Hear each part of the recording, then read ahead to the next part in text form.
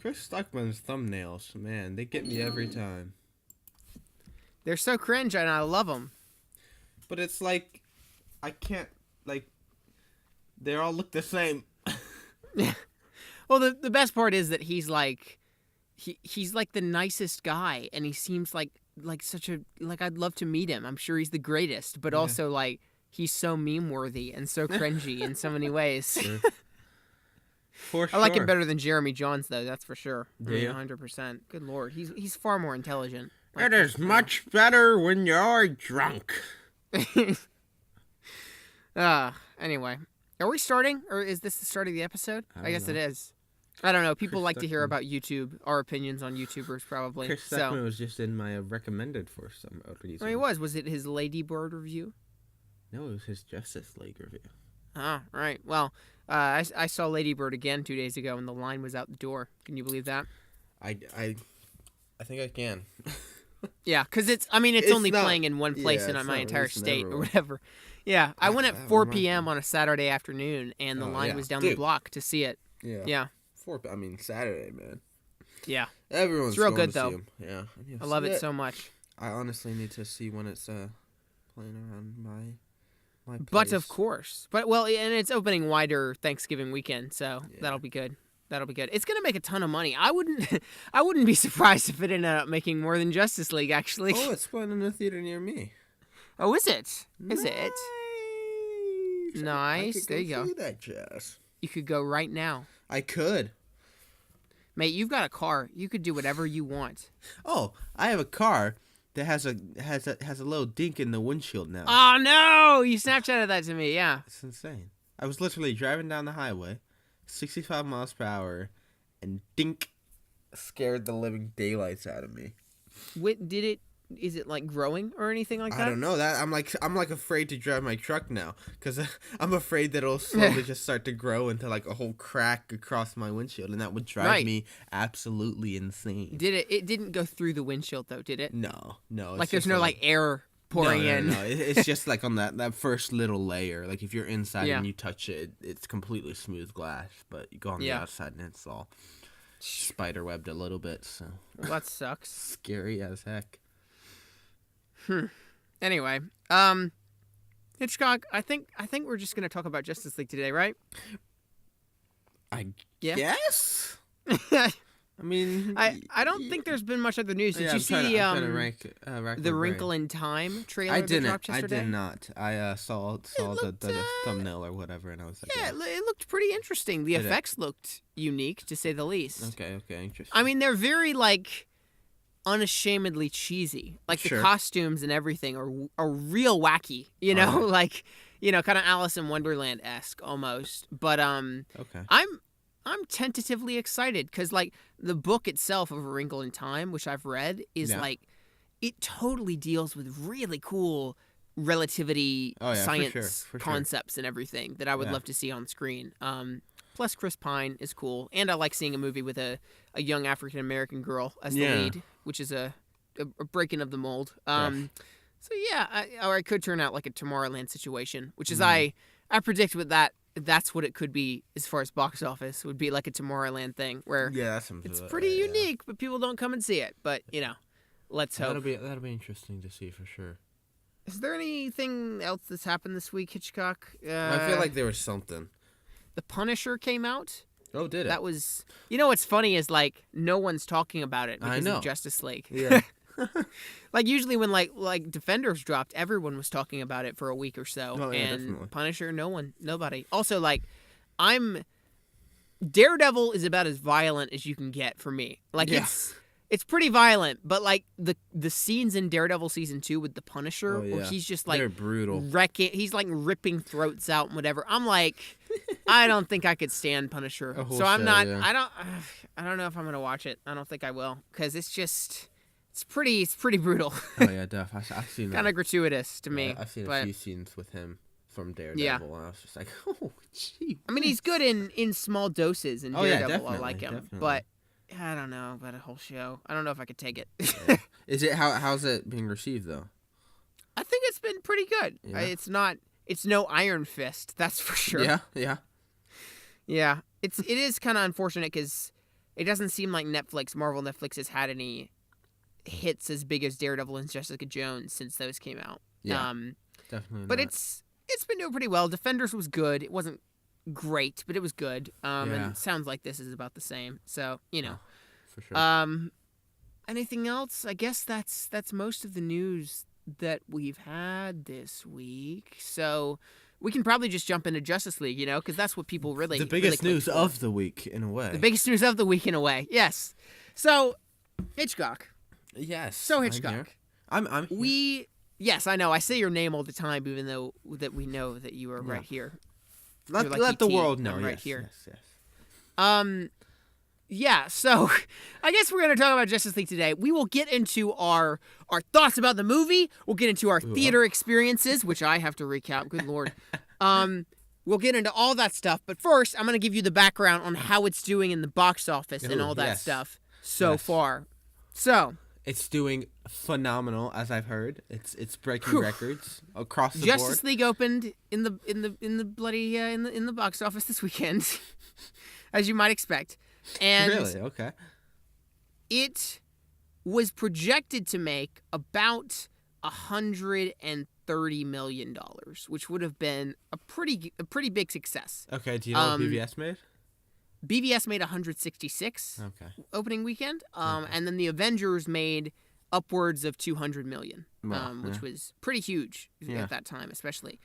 And I think, Avengers still remains the highest grossing opening weekend of a comic book movie, domestically at least. So they expected Justice League to open with a moderate 133 million, which would not. I mean, that'd be pretty huge, Oh yeah, for sure. It opened with 94 million this weekend, which, little short. To be fair, I mean, the thing about box office is, just for people who aren't familiar with this, like if a comedy opened with 94 million, like if Lady Bird opened with 94 million. Oh yeah. That'd be a freaking incredible, amazing opening weekend. Insane. But being that this is Justice League, for one thing, and being that this is a movie that they spent $300 million on, reportedly, that's not great. That is. And of course, it'll make back its money eventually. But they wanted a massive success. And for many people like this, it's a Justice League movie. They were like, of course, it's going to end up making $1 billion. Avengers made $1 billion. Iron Man 3 even made $1 billion. Really? Wow. But it doesn't look like it's going to make that. And neither did BVS.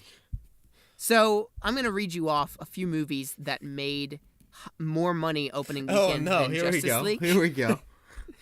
Which will shock you. Because, again, if I had told you that they were making a movie of Justice League, the most famous superhero team of all time, about 5 years ago, you probably would have said, that'll make $1 billion.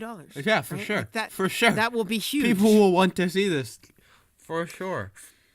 Justice League is ranked number 22 out of the highest grossing superhero opening weekends of all time. Ouch. Above it, Guardians of the Galaxy made more. Okay, that's reasonable. Guardians of the Galaxy Volume 2 made more. Deadpool made more. Iron Man 2, Iron Man 3 made more. X-Men The Last Stand made more. Ouch. Wonder Woman made more. Iron Man, the first Marvel movie, made more. Wow. Iron Man made 98 million. Okay. Thor Ragnarok made more, and it looks like Thor Ragnarok's going to end up making more in general than Justice League. Avengers obviously did. Avengers Age of Ultron did. The Dark Knight did. Dark Knight Rises did. Spider-Man 3 made more. No. And here's the cherry on top. Suicide Squad made more money in its opening weekend than Justice League. How's that possible? Ain't that sad? How? Oh my gosh. No, but seriously, how did Suicide Squad make more? No, I know. Well, all the Hot Topic loving goth kids came out to see Suicide Squad, didn't they? The loving goth kids. Yeah, man. We love seeing Harley Quinn and the Joker. Oh, jeez. I'm serious. If you think Harley Quinn and the Joker and their relationship is romantic in any way, you are messed up, and you should not be. You gotta get your own relationship together, man. Seriously, come on, man. That's messed up. Oh, Lord. Oh, man. Let's not get into. I do not want to. I mean, we will no, regardless be ending up getting into Suicide Squad. We will at some point. Yeah. But yeah, that's surprising for sure. It's very surprising, and even like I could gloat about this because I hated this movie. Yeah. But I'm actually more disappointed and sad. I hated it with the passion. Okay. Yeah, but you also loved it. Yeah, exactly. It was nice. Like you could. It's just pitiful, Yeah, for sure. And I want. I know it doesn't look like it, but I truly want the DC universe to be good and be successful. Oh yeah, without a doubt. That said, like, I can't say that I'm like disappointed that this bad movie didn't make money. Because I think I would be even more insulted if this bad movie made all the monies, Oh, yeah, for sure. It would be like if when Transformers movies make all the hundreds of millions of dollars. Yeah. And it's like, that's undeserved. So, hopefully, the massive box office failure of this movie, which, to be fair, like, it could make a comeback somehow. Maybe positive word of mouth will spread. Oh, yes, definitely. To be fair, like, it might. I mean, it's obviously going to make its money back, and it'll be fine. Sure. But hopefully, the fact that it's not going to make $1 billion, and it's not DC's biggest opening. In fact, it's their. Can you believe this?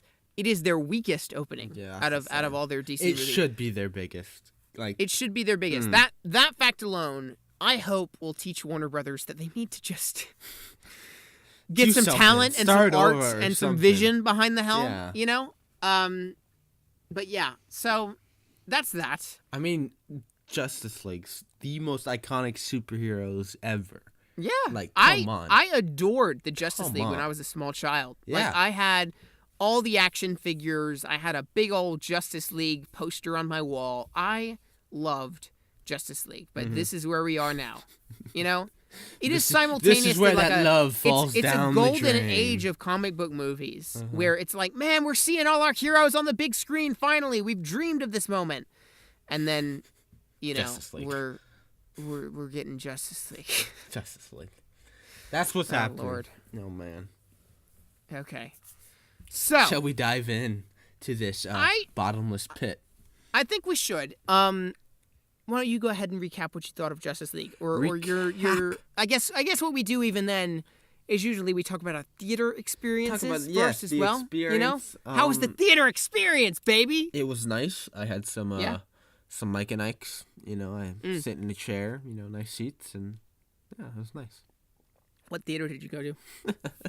I went to an AMC. It was very, very uneventful. It was just a Saturday. I'm like, I'm gonna go see this movie. Hey man, you want to come along with me? Yeah, sure. So we went. Was the movie packed?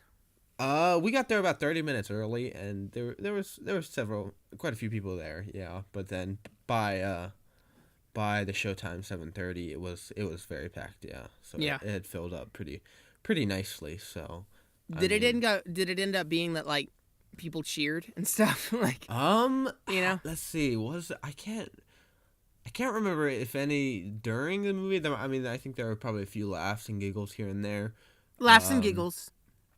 There might have been a few cheers when DC's little montage popped up in the front. The like when the logo pops up. Oh yeah, woo! Yeah, exactly. Some hardcore DC fans in there. So and then at the end there were some claps and cheers, and I'm just like, no, I'm not clapping for this, man. No way.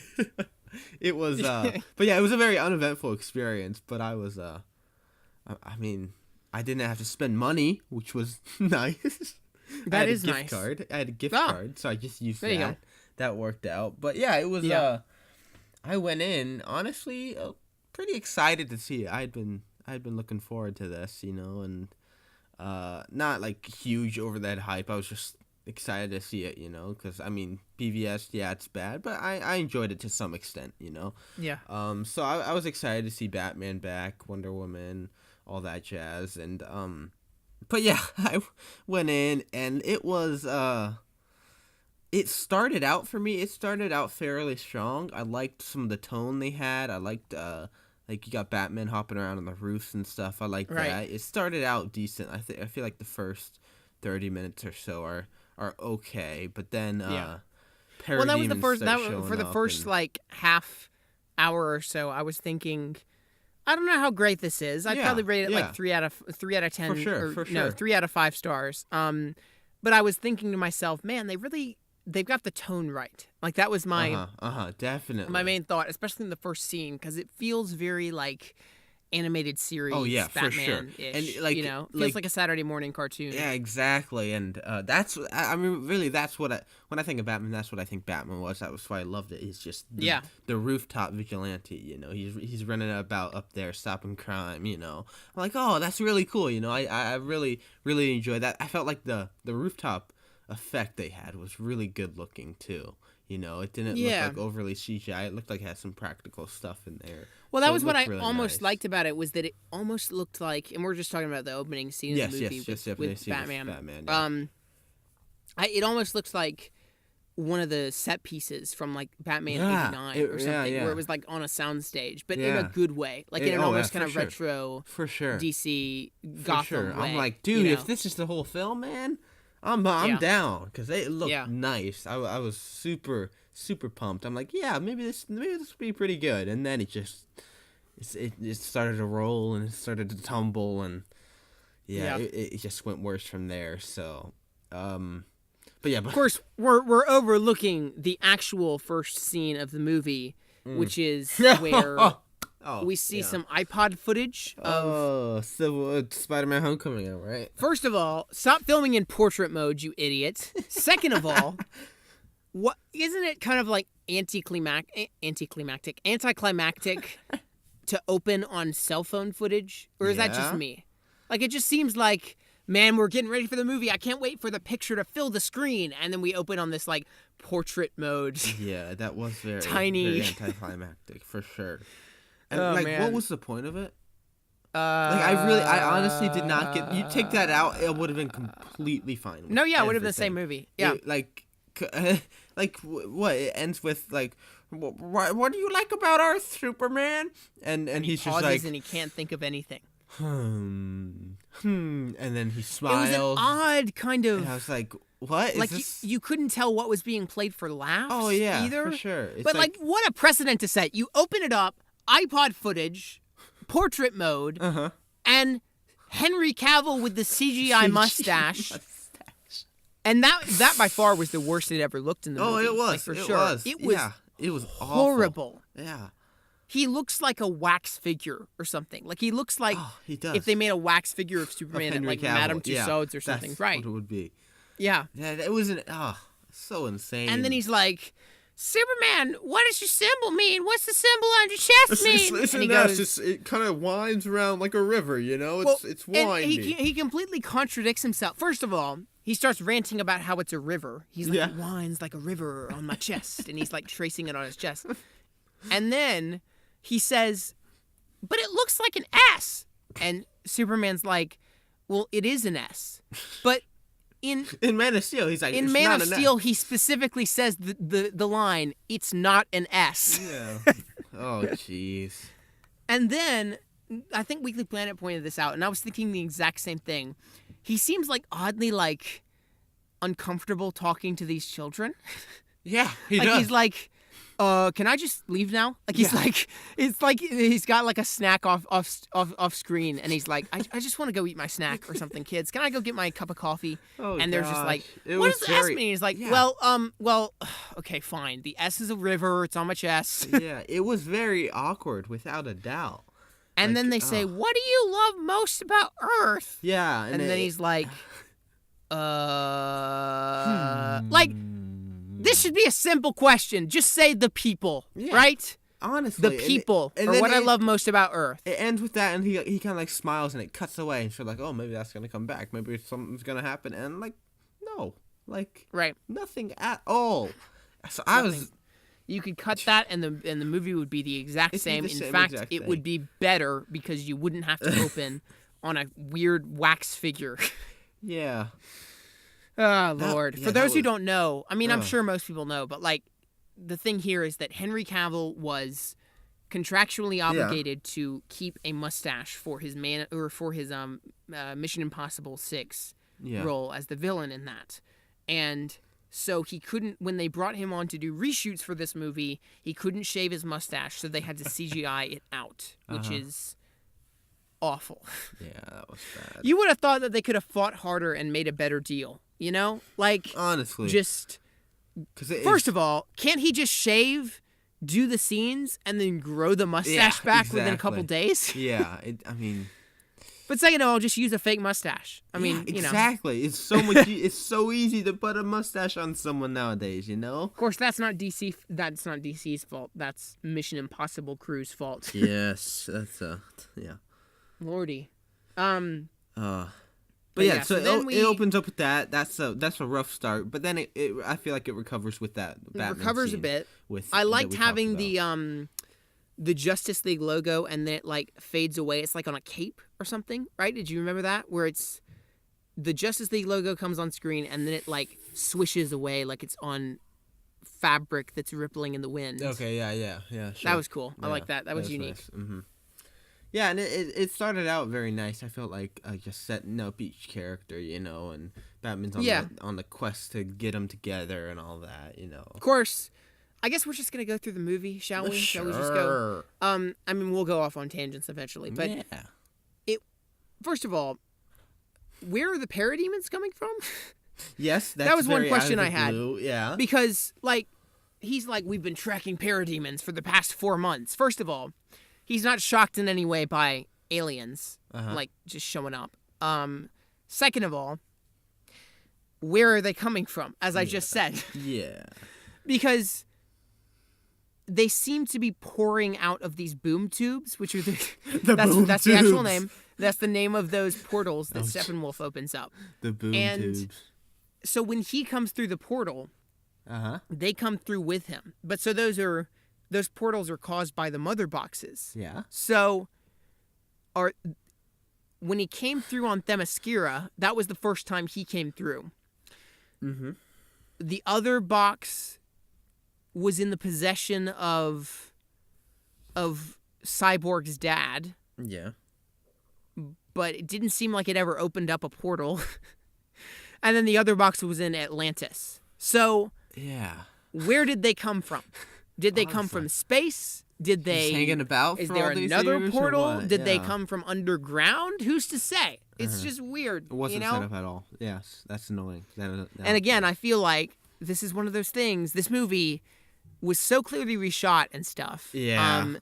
And lots of like so many of the different plot holes and questions like that, I feel like would have been explained had they not cut it, you know? Yeah. And that's like, that leads us to one of the other things that is so important to talk about is just how much has been cut from this film. Oh, you yeah. know? It's infuriating. Honestly, that was one of the things. I finished the movie, and I'm like, oh my gosh. Give me Zack Snyder back.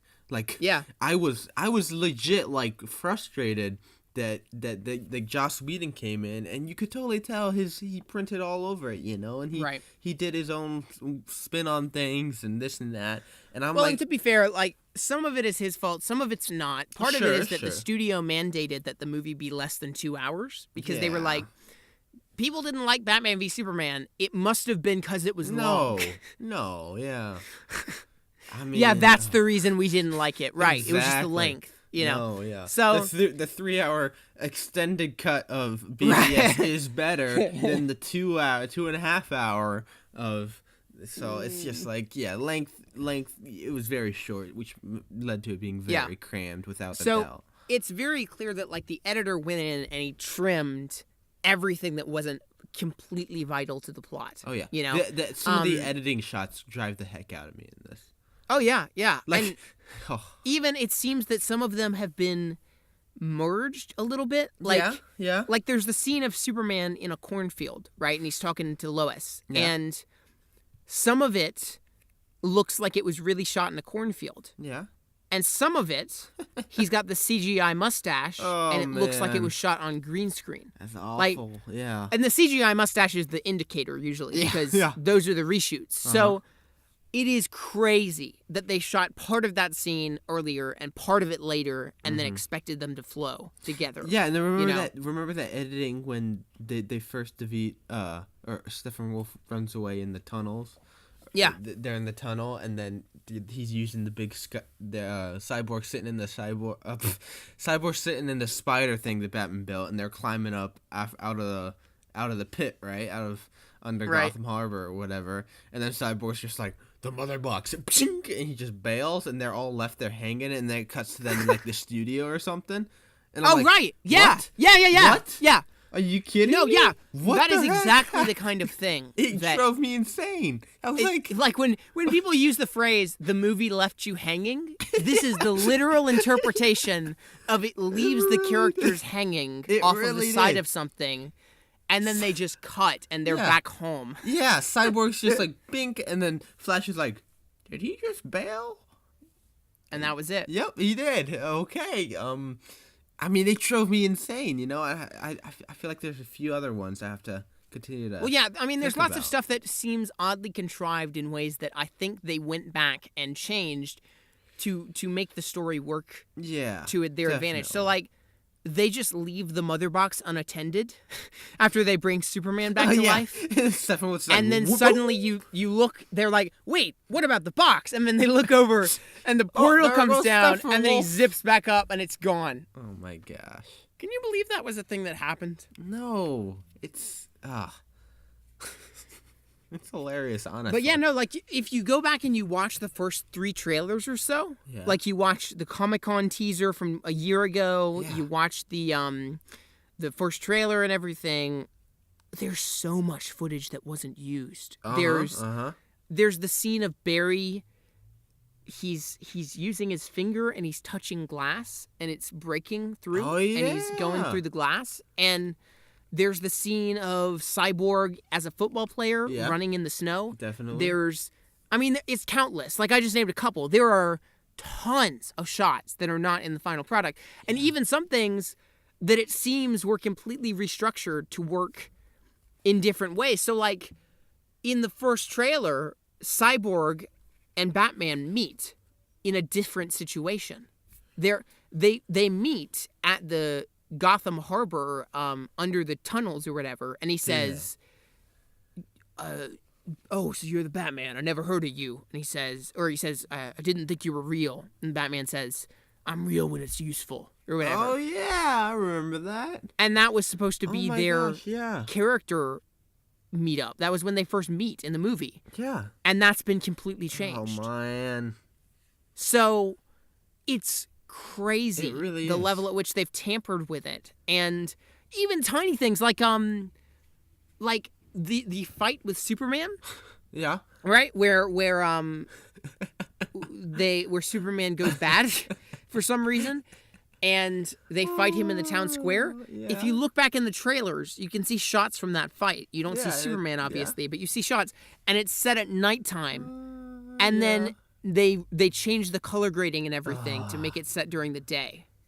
Yeah, even that's just horrifying. It's awful. And same with at the end. You know, in the first trailers, you have just the dark night landscape, and now this you have like purple veins coming out of everywhere. You know, the red sky and everything. Ego 2.0 over here. So it's like I thought of that. I thought of that too. Yeah. It's like they totally tampered with it, and that's. Yeah, I feel like that's partly Zack Snyder leaving. They're like, oh, let's make it light now that Snyder's gone. And I literally came out wishing it was not as light, wishing it was dark. Right, well, that's the thing is, like, with the other ones, you know? And it just drove me insane. All in all, Zack Snyder's version of this film probably wouldn't have been that much better. Yeah. But it would have had a vision. Yeah, right? I think it would have been better, honestly. To some I degree. would always prefer a movie with an artistic vision, for sure, even if it's bad, to one that was made by a studio. Yeah. And this movie was so clearly made by a studio that it hurts. Yeah. Like, it was a movie made by boardroom members who decided to tamper with things post-production. They don't know how to build a character. They don't know how to build a team, put a team together. Like, there's several moments where, like, Cyborg and Superman say something together, and you're expect, like, it's shown all, it's said, like they've been together for weeks, you know, just hanging out, and they're good friends. But no, this is the first words they've ever spoken to each other, you know?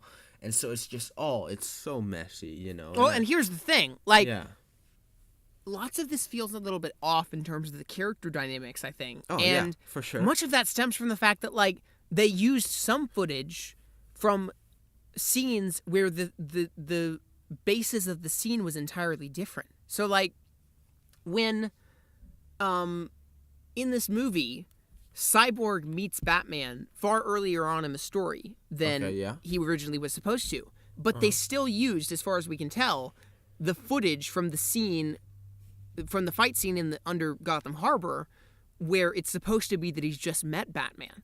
So Ray Fisher acted that scene in the back of his mind as an actor, going, "I'm playing a character who has just met Batman." So that makes sense. And then they edited it so that he hadn't just met Batman. Awful. So now it feels weird. That's awful. You know? Yeah. So and there's a lot of stuff like that. Yeah. Now that you point that out, yeah. I can totally tell that. Yeah, that's probably imprinted all over the stinking film. Right. Man, that's annoying. It is pretty crazy what an editor has the power to do. It really is. You know? You really don't. I mean, it really goes understated most of the time, you know, because they're so good. Well, and somebody at pointed out, like, there are definitely some lines left in that refer to things that would have happened in other cuts. Yeah. Oh man. So in the first introduction to Wonder Woman, right, where she's fighting the terrorists who have decided that they're gonna bomb a bank. Yeah, that scene, right? they walk in and it's playing some some happy, like, Fantastic Beasts and Where to Find the music or something. Drove me insane. Yeah. I actually like that scene. I like where she blocks the machine gun bullets with her wrists. That's cool. But, like, the lead up to that when good. they're walking and just shooting people in the back of the head, it was like, what? Right. What? Yeah. So in that scene, he says, "We have bombs rigged in all the banks across Gotham," or whatever, across it's in Paris. Does he say that? Yeah, he literally says the line, "We've got bombs all rigged to blow in all the banks across Paris." And I don't know if he says all, but like 6 banks down the block or something like that, right? Oh my gosh. Yeah. And he says, "You may be able to stop one, but you can't stop them all." And then she stops one, and then that's it. We don't know what happens. And it's clear that they left that line in and then decided to cut the other stuff. And the best part is, in the trailers, there are shots of one bank blowing up. Oh my gosh. So I don't know what happened, but they cut that. I feel like partly that is they're like so I'm sure Zack Snyder shot all that. He had this. He planned for if not more of these banks to blow up, you know, and really start this this evil trend. And they came in and like, oh no, that's too dark. We can't have innocent. Right, we need to have Wonder Woman be a beacon of hope, exactly. baby. And so they took that out, you know, and that's totally them. Yeah. See, that's one aspect they could have, like, I feel like if Snyder was still in control of that, you know, he would have flushed that out more. And that's so annoying that there's lines like that. I didn't catch that on the first go, but I'm sure if I went through and we watched this again, I would sure catch up on those. Right. That's annoying, man. Oh, but man. yeah, so much has been changed. For I think sure. I had it's been list. tweaked with. It's been messed. It's been shuffled. Seriously, it's Well, like and the sad throw all part these is, scenes like- in a raffle. Let's just pull them out one by one. You know, let's just mash them together. You know. When you're so willing to change the vision of your movie, like the core everything, on a whim, you don't have a vision. And of course, like Zack Snyder wasn't. No. And that's what's crazy is this movie has made Zack Snyder a martyr, a hero of sorts. Made him look so good. We hated Zack Snyder up to this point, No, and we now did. we're like, what a martyr, Exactly, what a hero. That's what's insane. I really was not a fan of any of his work leading up to this, and then I'm like, give me Snyder. But again, like, that's the thing. Like, this movie, if it succeeds at anything, it's making us appreciate Batman v Superman more than we did. Sure. For sure. Because Batman v Superman is a mess, but at least it's a mess with a vision. It's got a vision, right? Yeah, that's Justice League clearly has no vision, shown by the fact that they're willing to just cut stuff on a whim and change the color grading of entire scenes, turn things from day to night, everything. Right? Yeah. I knew something in that Superman scene when they first face off at him. I knew something looked off. Like, it looked like grayish filtered or something. Right, the color grading was awful. It literally. So now that I think about it, they probably just took the little shadow knob on the editor and just pulled that thing all the way back. No shadows here. Just oh man, that's awful. Yeah. I knew something looked off, but it makes me want to go. Rewatch the trailers and just see what has. Oh, changed, I know. Yeah. Yeah. Well, and the sad part is that I don't think we're gonna get an extended cut that is entirely what Zack Snyder would have wanted or something. Yeah? Because, like, with Batman v Superman, the extended cut just adds to the story. It does. Right? Like, it just explains some plot holes and whatever. It just adds. But if they were to do an alternate cut of Justice League, it would be a fundamentally different film.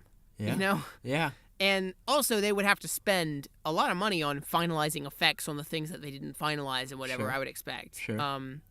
So, yeah, but there's a lot of stuff. Maybe they need to pull a re-release. Have Zack Snyder come back and have him do his the stuff. Snyder Cut. Exactly, and re-release it, Maybe he can somehow pull off a Blade Runner here, That is true.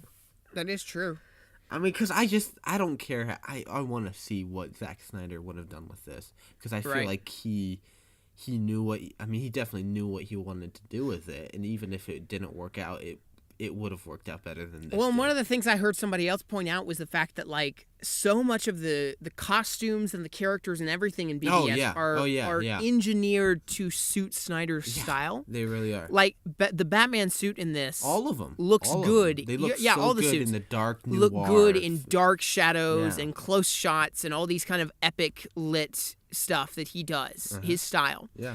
But when you place them in broad daylight, they look stupid. They look hilarious. Yeah, there's like that one shot of him in his second suit at the end, and he's like puts on the goggles, and it's like, it's just it looks messed up for sure.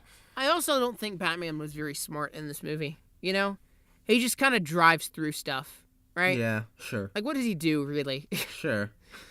Pulls out his grappling hook to fight the Parisians. He also is totally cool with people revealing his secret identity in public. That's the other thing about this film, is that no one has any sort of a shame for their secret identity. So, like, Aquaman calls Bruce Wayne Batman in the middle of a group of people. Yeah. Wonder Woman just talks to kids. Superman, here's the best part. Amy Adams gets out of a cop car with a cop standing next to her and shouts, Clark Kent, at the dude flying in the sky. Then, at the end of the movie... that drives me insane, dude. I didn't notice that. Oh, my God. At the end of the movie, Clark Kent goes back to work with his glasses and everything. Exactly. And as if he's going to go under a seat. What happened? They had an open casket funeral. Yeah. Okay? Literally. And so now, are we expected to believe that the public just went, oh, that's weird that Clark Kent and Superman both came back to life at the exact same time? Oh, my gosh. Oh, my gosh. That's awful. You better deal with the aftermath of that, please. It's ridiculous. I know there's, like, suspension of disbelief. Honestly. But, man. It's hilarious oh my gosh. how they... Oh, man. That scene where they're fighting Superman. I mentioned this to you, but Batman mentions how he has a plan for getting Superman back or whatever. Getting Clark to go turn with them. I was when he first showed up, I was so hoping that he would just say Martha. Yeah. I would have laughed so stinking hard. That would have been great. Like, oh man, I was also oh man, cringing the bit where so bad. Superman says, "Tell me, do you bleed?" I cringed awful. so hard. It looked awful, yeah. First of all, his lips looked weird. Second of all, like, it's just, I don't know how else to describe it other than Henry Cavill shows his teeth a lot more than in this movie. Yeah. And he just looks smiling. odd. Yeah.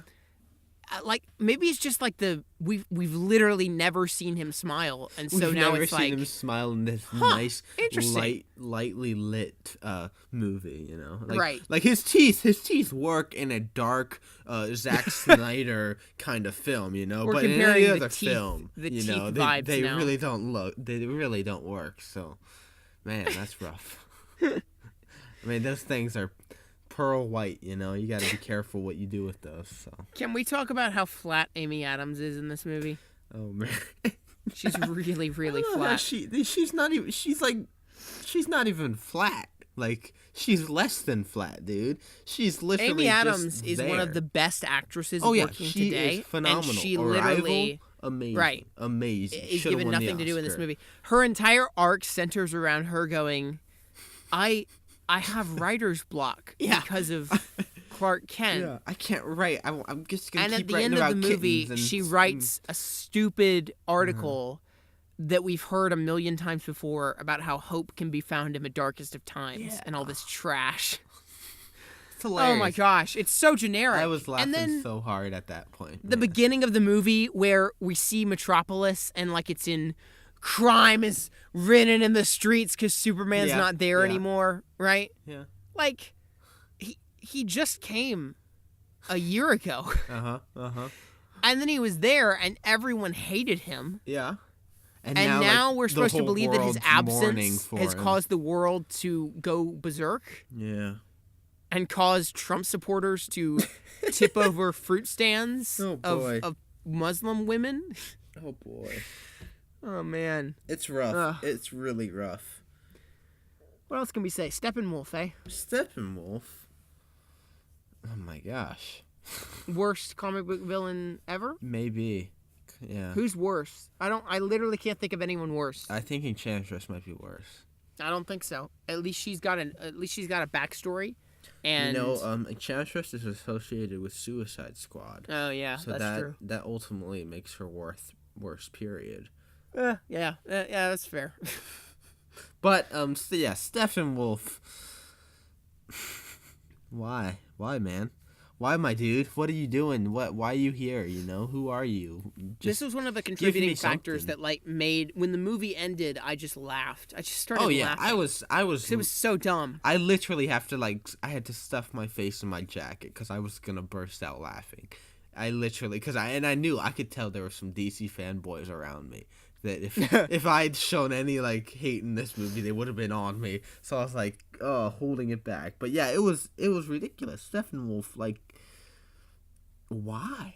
He is definitely one of the worst ever. He's not even motion capture. The least you could do would be give us a motion capture character. Or something. Right, he's like claymation. Yeah, they just built him CGI from scratch with no reference material.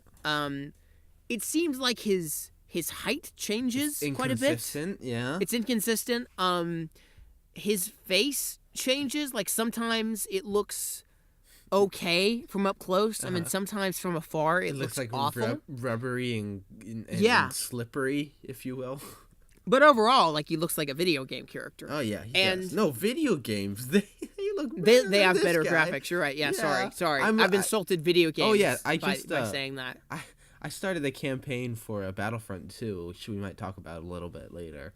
But I started that campaign, and dude, the graphics in that for some of the people, we still haven't gotten people right, but they look so stinking good. And if a video game can outperform Justice League, Warner Brothers Justice League, a theatrical release of Warner Brothers Justice League, that's messed up, man. That's messed up. I mean, come on. Yeah, he just looks awful.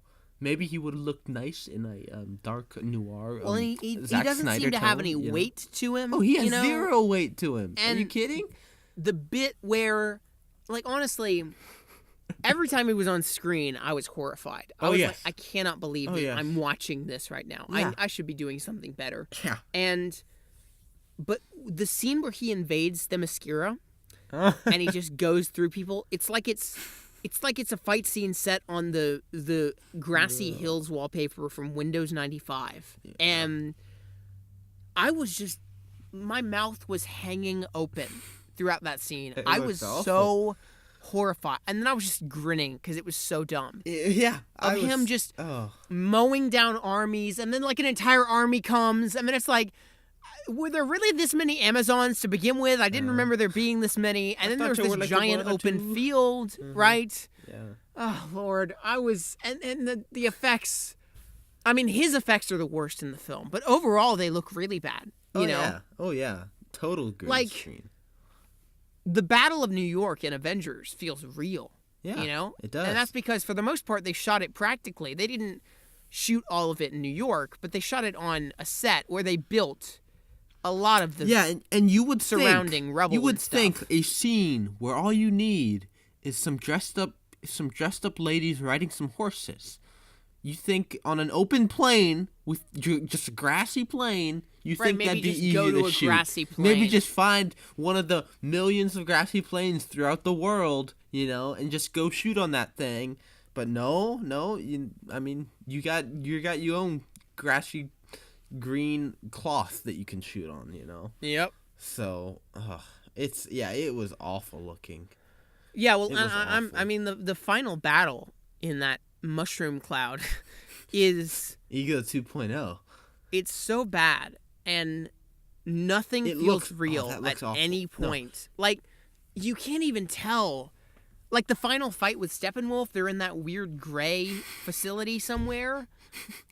Yeah, first of all, we don't know what this place is. Yeah. Right? It's one of these things that's like taking place in a location we're completely unfamiliar with. We know it's in Russia because every time we see the civilians on screen, we hear a little Russian soundtrack flourish, right? Okay, yeah.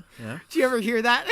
It's like a weird little foreign flourish that they do in Russian movies all the time. Sure. Like Fiddler on the Roof. And then, but we know that it's like some sort of chemical plant. But we're completely unfamiliar with what it is, the location, the geography, any of it. I honestly think that was total after, like, because in Zack Snyder, that first trailer we got, that was not seen whatsoever, you know? Yeah. And so I honestly think that was added after. Why do I have a dog barking? Gosh dang it. Yeah. Sorry about that. But I think that was added after the fact. And that again, I'm like, did Zack Snyder not intend for that? You know, because like if he did, that could have been so much better. Because it's complete like out of the blue, pointless. Like why? You know, and so it's just frustrating. You know, it looks awful, and yeah, they're in this weird gray like Civil War basement. Well, and not to mention just from the fact that like it's this random location, we never get the feeling of any of the stakes. Oh my gosh! You know? Yes. You told me. You forgot that it was a world-ending movie. I literally, I was walking out of this film and I was like, "Oh, that was world-ending, wasn't it?" Right. I literally said that to myself because I was like, I felt none of the stakes whatsoever. You know. Versus like if you set a movie in New York City, it's a whole lot clearer the obvious implications. Of definitely civilian death and stuff, and the Avengers does a great job of. I mean, first of all, like, we know New York City, and so that helps because it means that it's a familiar location, and we get, like, when you set something in New York City, everyone gets it. Yeah, you know, they go, I know New York, right? Yeah, okay. It's a largely populated city, so people, I mean, you assume and you know that the people around in danger, you know, and they show that. But even in like a Age of Ultron, it's almost set in like the same exact kind of town as the end of this movie when you think about it, you know? Yeah. And they do a good job of showing the stakes, you know? They show people having, like, they're rescuing all the people, you know? So it shows the stakes and it explains the like stakes. in Age of Ultron, which I don't like Age of Ultron. No, and I not think at all. actually that this Age of Ultron struggles with many of the same things that this movie does. Definitely, yeah. Age of Ultron is better, but it's still not great. Sure. But yeah, like, even in that film, they show a lot of civilian stuff of what's happening with the civilians. And they try to do that here with that one scene where Flash and Superman go and save a few people. Yeah. But literally, they're fighting Steppenwolf, and then the two of them zip off to go save people. Honestly, the two most powerful of the Justice League, or that are supposed to be the most powerful, they just leave, you know? Because, like, when you think about it, Superman and the Flash, they should be able to, like, carry this team, you know? And they just bail, and they just continue. And, it was on... Yeah, Superman had just come. He had gained the upper hand on Steppenwolf. He was beating the heck out of him, right? And then he's like, and then he hears some civilians. Yeah, and he just bailed. Which, I mean, I like the idea that now he cares about civilians. For sure. For the first time in his life. But like, he just leaves Aquaman, who's been getting crushed the whole time, to deal with him, you know? Aquaman in this movie was useless. Yeah, let's talk about Aquaman. Literally, he's just Pitchfork Man. Like... Couldn't you at least give him the powers of Batman, Lego Batman 2, Beyond Gotham, or whatever? Yeah. DC superheroes, where he can shoot water out of his trident. Something, man. You know? He has powers? What? He wasn't even like, seriously. Like, he's not utilized in any way in this film other than hitting people with a trident. That's just... It's not even a trident. Just replace him with Martian Manhunter, please. Green Lantern, for goodness sake. Yeah, like... Oh, yeah. Oh, yeah, he was around, wasn't he? The Green Lantern cameo was pretty good, wasn't it? Yeah, that looked nice, didn't it? Yeah, it was pretty good. That's the thing, is this movie has so much fan service and so much cool stuff, but, like, it all feels so empty and hollow, and I'm not excited by any of it, you know? And it would have been cool. Then, yeah, never mind. As soon as Superman shows up... Yeah, what? Remember that at the end of that one trailer, she said you'd come? Oh, yeah. I completely forgot about that till now. I think there was an entirely different introduction of Superman earlier in the edit, you know? So then that what we're talking about is in the first trailer, we see Alfred, and someone walks up to him, and he says, he said you'd come. Let's just hope that you weren't too late, or whatever. Yeah. And that never happens in this film. Instead, they opt to dig Superman's body up. And shock it with a mother box. The most bring memorable him back to scene, life. Cyborg and Flash just digging up Superman. Nothing screams Justice League like grave robbing in the middle of the night. The fastest man alive and a cyborg. Grave robbing in the middle of the night. Yeah, I hated that. I was like... Are you serious? Because, I mean, you and I and most people assumed, I think, that Superman was just going to come back, you know? Like, heck, there was some wind blowing under the dirt, you know? Right. In BVS, we see the dirt rise. And so we're like, okay, he's coming back on his own. He's probably somehow still alive there. He's going to come back no, eventually. He's dead. His body just can't rot. So he's still perfectly fit and all that jazz. So wouldn't it have been great to see a version where he just comes, where like they're losing in the battle and then he just shows up, you know? Yeah. And they're like, wow, you're alive, you know?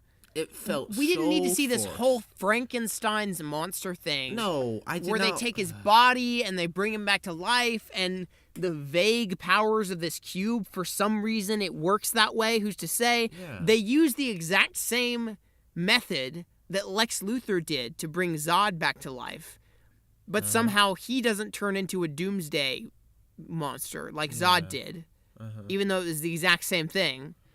Like, oh my gosh, it makes See, it's just I don't stupid. feel like Snyder was going that way. I don't know. I feel like he might have. I don't know. Not to that extent. It felt like completely overdue or something, you know? It just. But yeah, like there was that other shot in the trailers where we see like each of them.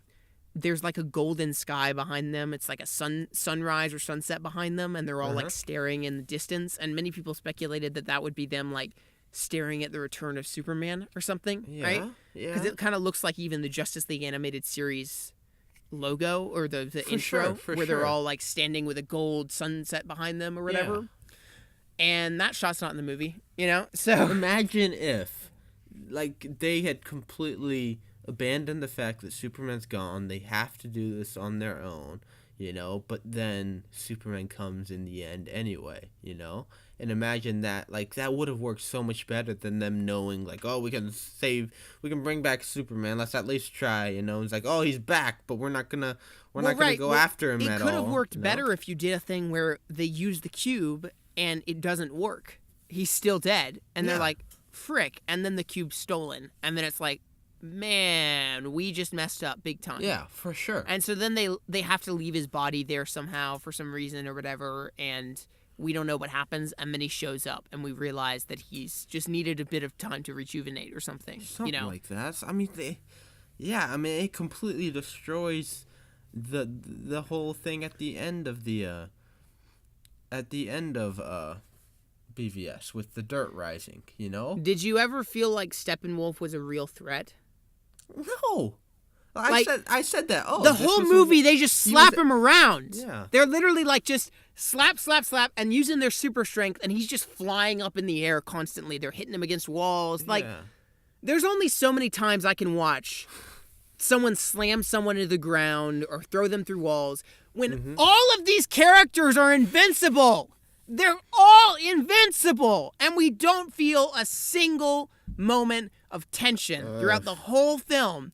And then Superman shows up at the end, and I get it's fun crowd service, but like he just starts slamming Steppenwolf and hitting him, and it's like, okay, I guess there's no threat now, you know? No, yeah. Wouldn't it be great to see an intimidating villain, you know? Yeah, a villain that not can one that you stand can up. just slap around like a rag doll. Like that's what they did, you know? And oh my gosh, That's like freaking Doomsday be Steppenwolf in this film. Come on. Even like Doomsday feels like more of a threat than Steppenwolf did. And imagine the Steppenwolf being replaced by Doomsday. Mm-hmm.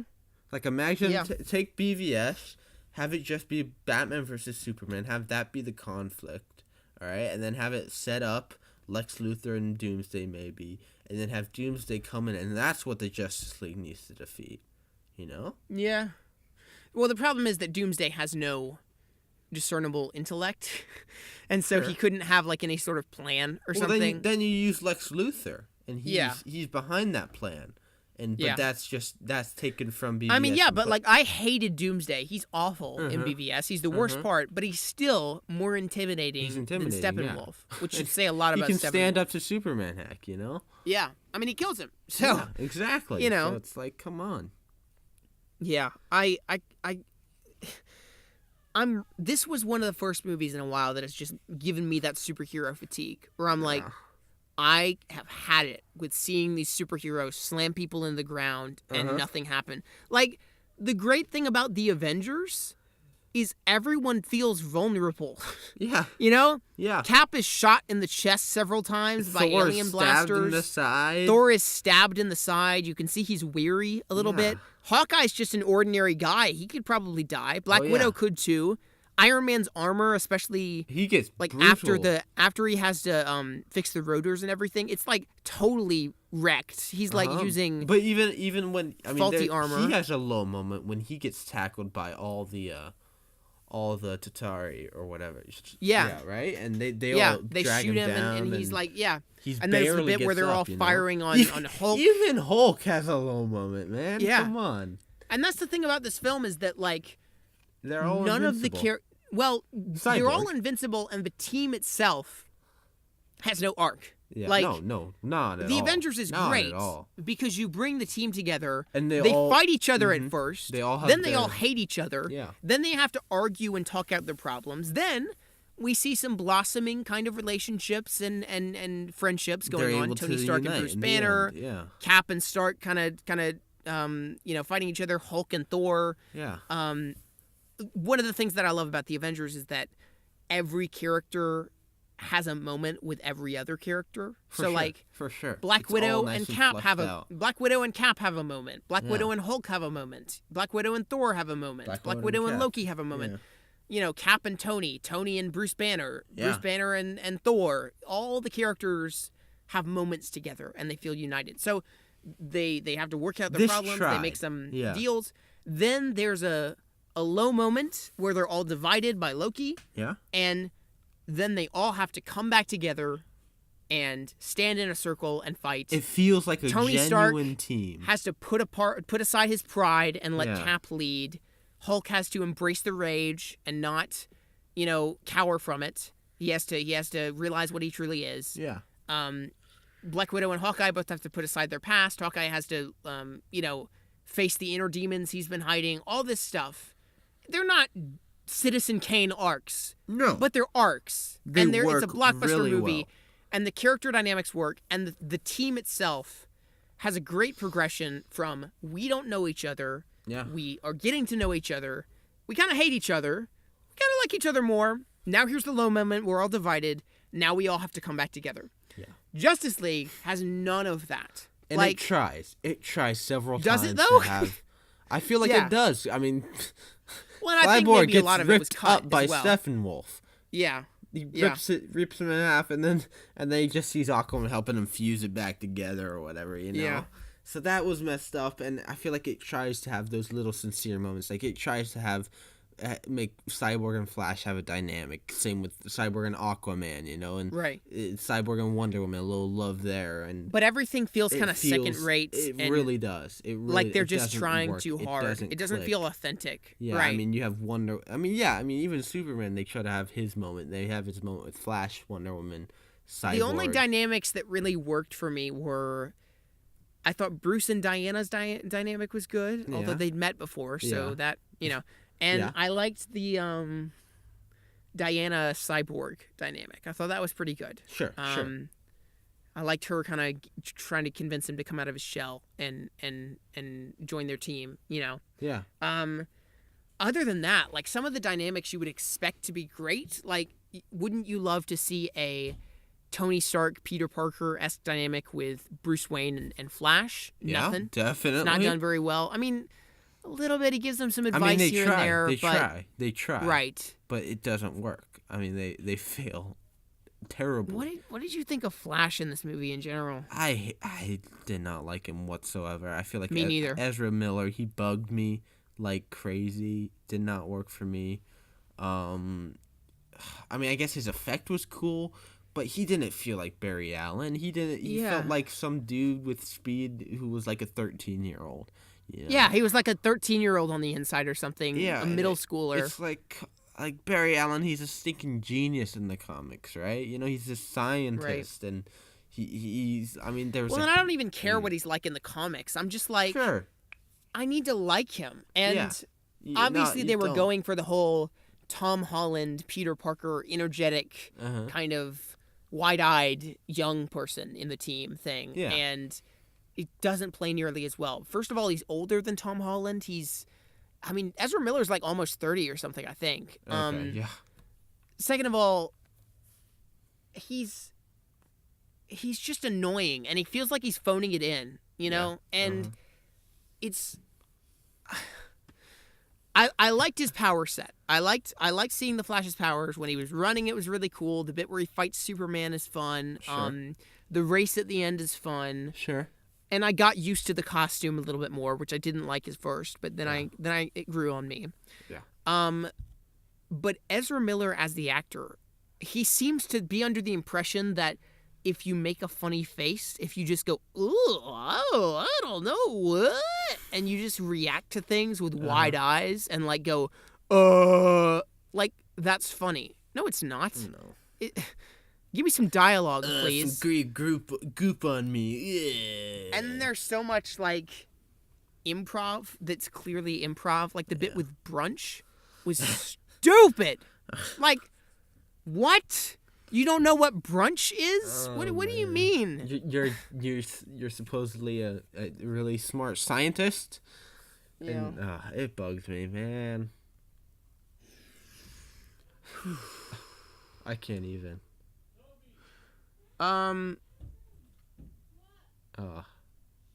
Is that's I'm trying to think if there's anything else. I feel like there's a lot more. I feel like there is. It's just so much, and it's so many little. It's so stupid. I mean, we're putting more thought into this episode than the producers of the movie put into the script. It honestly seems like that. Yeah.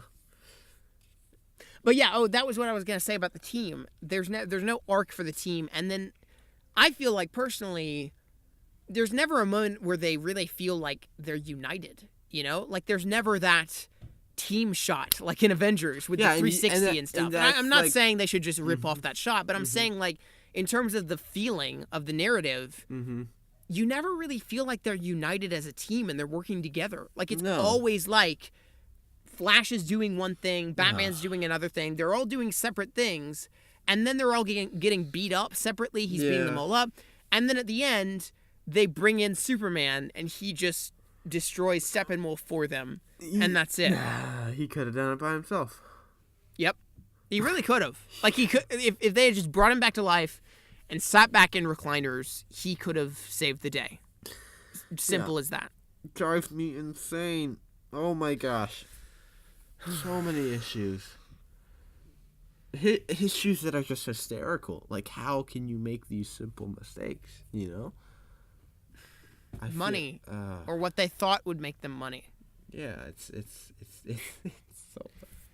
I want to see Zack Snyder's version. And it's sad because we're so. It must seem hypocritical because like we always said we wanted a lighter movie and we wanted not as dark tone for BVS and stuff, you know. Sure. But I never said I wanted a comedy. Like this is. I never said I wanted something so much like that. Like, I feel like a better tone to have would have been Winter Soldier or something, where it's it's dark, but it's got more levity, definitely, than Batman v Superman because it feels authentic and real, you know. Yeah. But this is like, sometimes it's super funny, sometimes it's not at all. It's just a mess. I mean, the bottom line is it's a mess. No. Anyone who says that this is a coherent piece of entertainment that like was clearly thought out from the start or some crap like that is objectively wrong. Because if you look at the behind the scenes stuff, it becomes factually, objectively obvious that the movie was pulled together from various different ideas and visions and thoughts of what they were going to do, and behind the scenes drama and directors coming in and replacing other directors. It's a mess. It is. Even if you think it works and it's fun, it's a mess. Like, that's just a fact, you know? And that, like, I could see someone saying this is fun because it is fun. Oh yeah. You know? I mean, I had a fun time with it in a very bad way, you know? I mean, would I watch it again? Sure. Why not? You know? I mean, wouldn't, but I would. I do want to see it again. So it's when it comes down to it, it's terrible. It's awful. You know, you may have had fun with it. It's cool to see all these together, I guess. You know, if that's your jam, it just doesn't work well at all. You know. Yeah. So, oh man. Can we name a few things that we liked about it? Come together. Yeah. Right now. Oh man, the score was very, very messy, you know. Oh boy.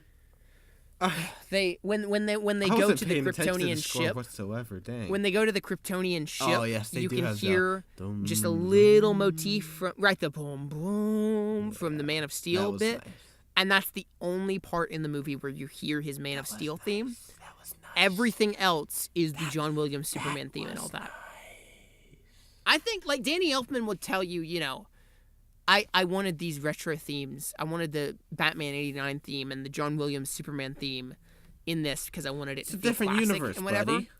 But really, I think he wanted it because he had only a month to do this score, and he couldn't think of any ideas. And so he was like, I'll just say I was going retro, and I'll use the stuff we already have.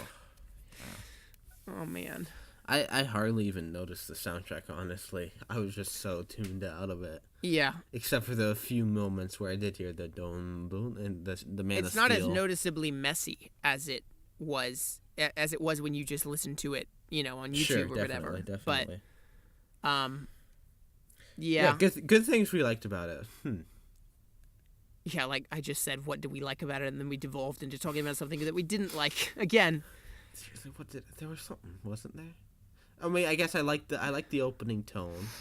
I liked where that was going. You know, for the first maybe 30 minutes, every time we didn't see parademons, I was thoroughly enjoying it, liking the way it went, liked how they were setting up the team, bringing it together, but then like it comes to a certain point when they are together, it's just cut flat, you know, it just doesn't work, and the pacing is way off. Pacing's off, but it felt like they were building up, they were slowly bringing the team together, you know, it was working nicely, but then it just at some point just bam, just cuts off, forgets all that bringing them together and all that jazz, and just completely just goes downhill from there. So I like Wonder Woman in this. I like her.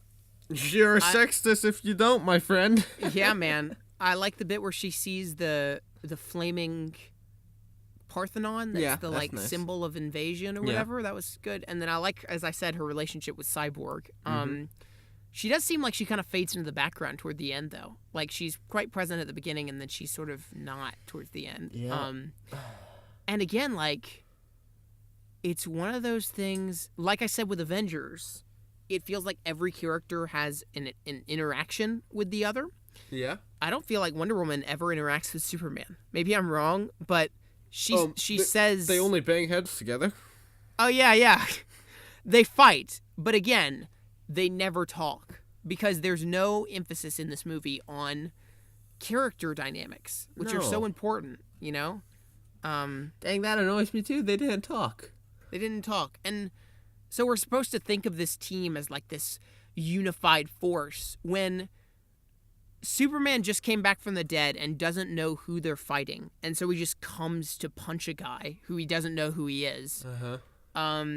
Wonder Woman has never really met Superman that much, except for when they fought a year ago and also didn't talk then. Nope.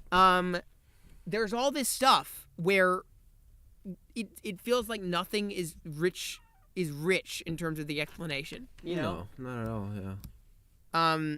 Also, no one seems to be shocked by anything, right? Like, no. People find out that Atlantis, the city underwater, exists, and no one cares. Yeah. People find out that gods and crazy alien space battles happened, and no one seems to care. A man comes back from the dead, and no one seems to care. It's like one of the things that I love about Avengers, and I'm sorry we keep comparing this to Avengers, but like it's clear that they're trying to copy its success, so it's fine to compare it. For sure. One of the things I love about Avengers is everyone seems surprised by things, you know? Like, Bruce Banner seems genuinely surprised by aliens. And when Cap first sees the helicarrier take flight, he's amazed, and he gives Nick Fury the $5 from the bet, you know? Yeah. Like, that's great. That's such there's a great lots of moment. really good stuff like that where people seem in awe of things. Yeah. For sure. And here, nothing. It's like so hollow. And part of that's probably because of all the CGI, you know, the actors simply can't play awe when they're looking at a giant green screen, you know. Boy.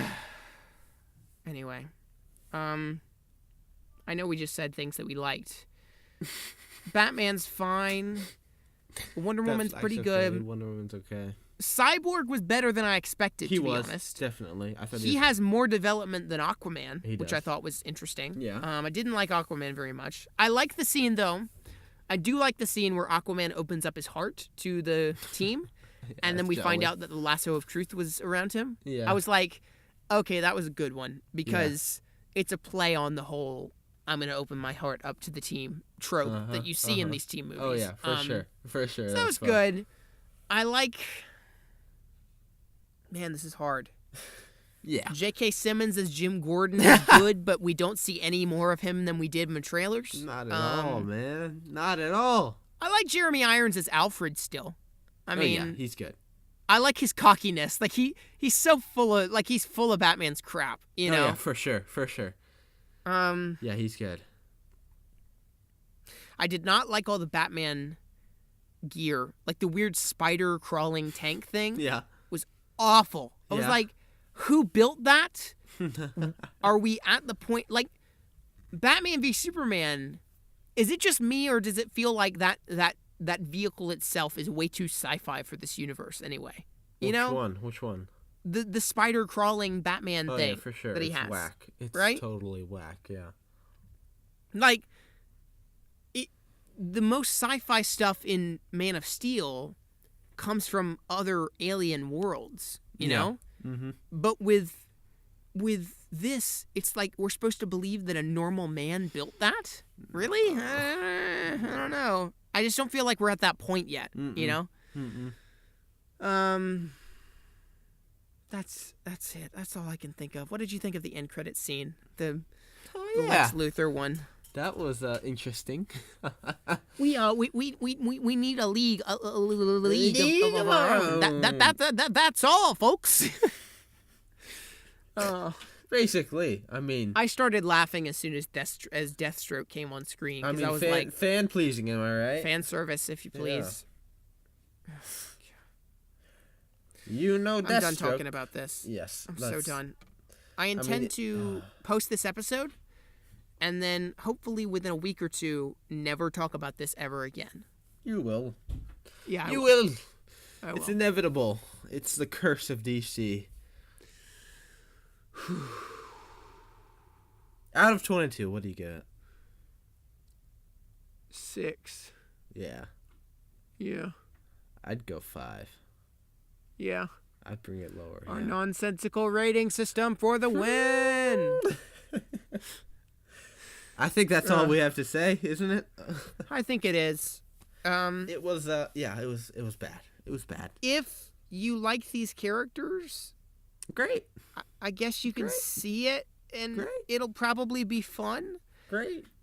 But it is a total mess, and it makes me miss the days when someone with a vision was in charge of DC. And hashtag it also justice for Snyder. Hashtag justice for Snyder. It is pitiful that every DC movie ends with the same response, which is, well, it wasn't great, but I think the next one will be better. They've literally all ended with that response, except for maybe Wonder Woman. And each one, the next one, hasn't been better. So disappointing all around. Yeah. Wow. All right. Do we have a pick of the week? I don't have. Well, Do you have a pick of the week? You saw Lady Bird again. That was jolly. It was jolly. I love that movie. Go see that instead of Justice League this weekend if it's playing near you. What about you? Have you watched anything? I haven't watched anything, but I played a little something. Yeah. If you will, Battlefront 2 came out this week. Oh yeah. I had pre-ordered it. So I've been jamming that. It's been getting so much crap, dude. It's insane. People the response. Threatening like death threats to EA.